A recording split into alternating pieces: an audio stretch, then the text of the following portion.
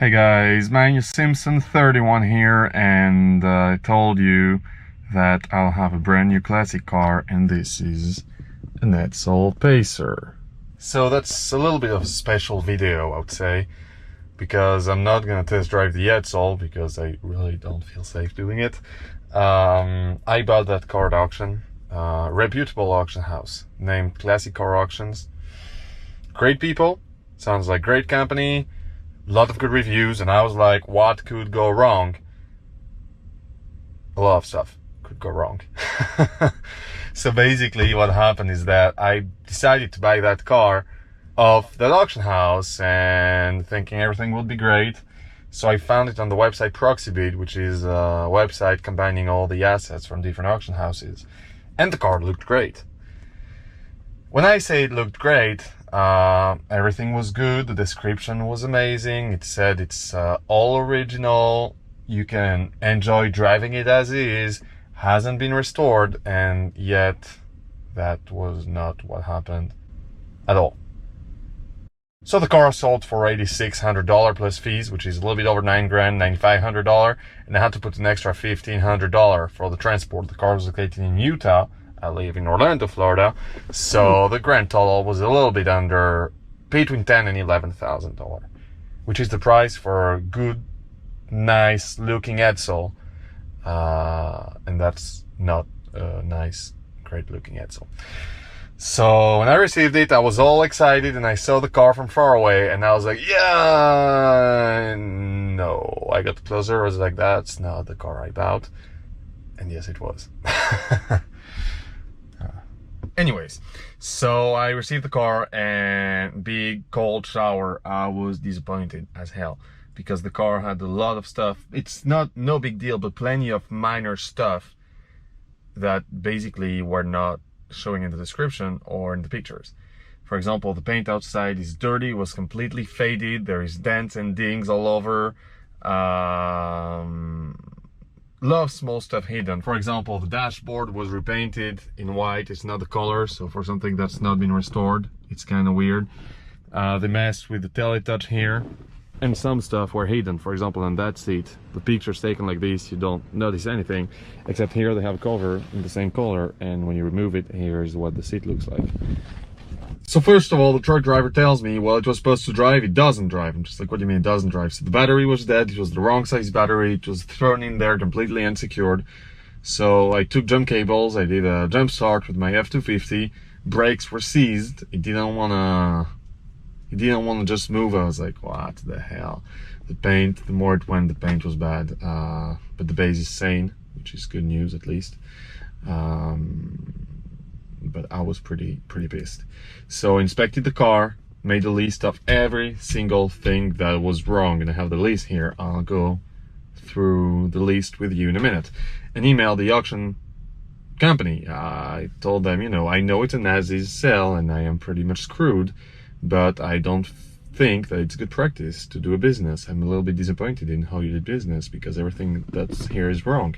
And to my surprise, they reply and they said, well, we're sorry, we don't inspect cars before auction, which is what I would kind of expect an auction house to do. So we are going to offer you a $1,000 check, which is most of the profit we made of that car, as a customer, you know, to show that we appreciate your business. Which I'm just like, well, not completely satisfied because there is way more than $1 grand in repairs in that. But on the other hand, I didn't inspect the car. It's an as-is sale, so I said, well, let's do 50-50, all right, send me $1,000 check. So I'm already glad I got it. So as I told you guys, I made a list of everything that needs to be done on my Edsel Pacer. I'm gonna go through it with you in just a minute, but I sorted it out by category. So you have the exterior, the instrument cluster, then we're gonna move on to the interior, everything that needs to be done in the engine bay, and finally all the other mechanical tasks, and I hope that's it. So for the exterior, for example, the paint, let's start with the exterior. The paint is faded, dirty, there's dings and dents all over, covered in like bad paint. There's stains from people when they did mechanic, like stains with their hands. Sometimes the paint is even damaged, so I'm gonna have to take care of that first. Then I broke my driver's side window, so I have to take care of that. For the instrument cluster, well, the tachometer is not working and the fuel gauge is not working either. The vacuum operated windshield wipers are not working by themselves. So basically they just need help with my hand to work. So I'm gonna have to fix that. And the teletouch. So the emblem in the middle is not the original one, which tells me it has been messed with. And when I opened the glove box, I found a lot of papers about like how to fix teletouch. So although it works, I'm sure it's been messed up with. The windshield washer is not working either. Gonna fix that. And the high beam switch not working. For the interior, the windlass here is completely destroyed, and to find an original replacement is going to be pretty hard, but I need to change the windlass here and do a deep cleaning. The carpet is black with stains, it's disgusting. The seat as well is supposed to be white, it's black with the stains, and I'm not even talking about the door panels. They are filthy, like the center of the steering wheel too, so huge deep cleaning inside. Then reupholstery, that's not the original seat. The backrest this is not.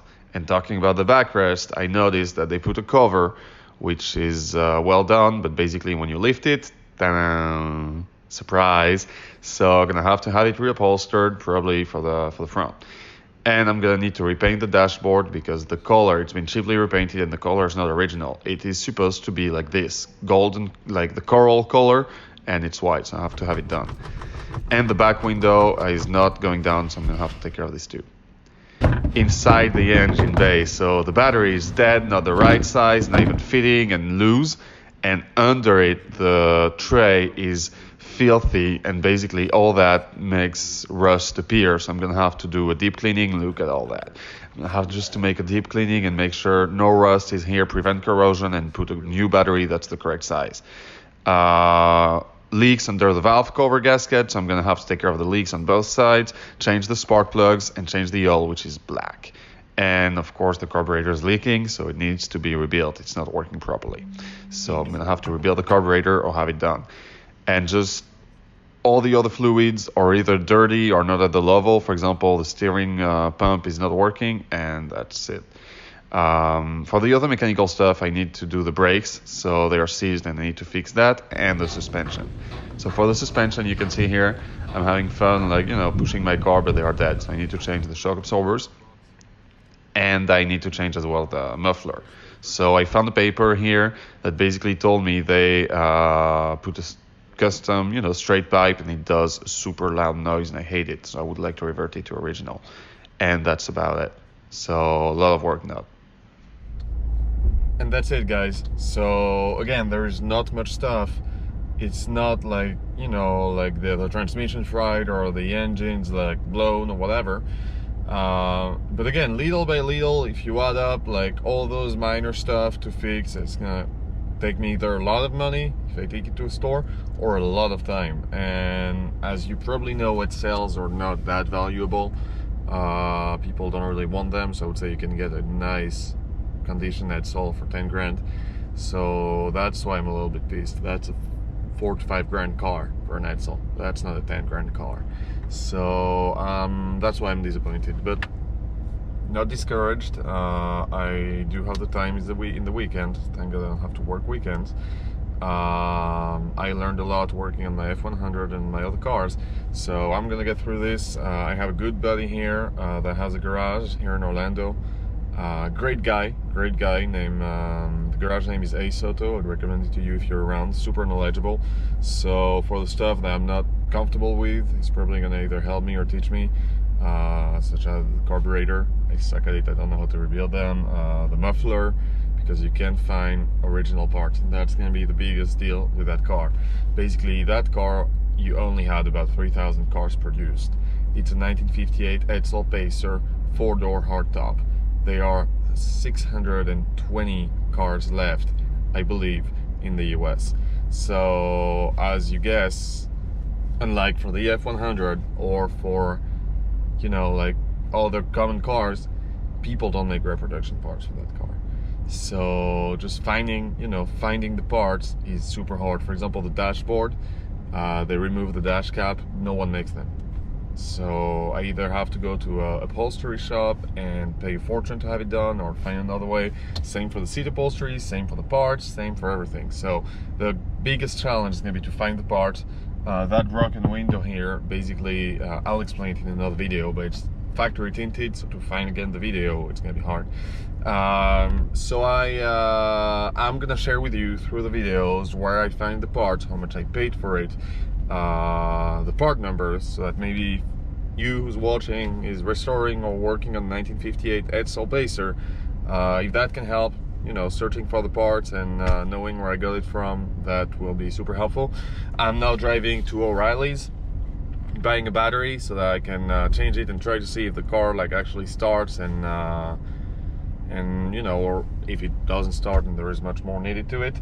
O'Reilly's the best place. I found the original Edsel batteries, so I'm gonna go there, and I'll keep you posted. So next video is probably gonna be working on the engine, putting the new battery, changing all the fluid, changing the oil, all the gaskets and everything, and try to make that car run.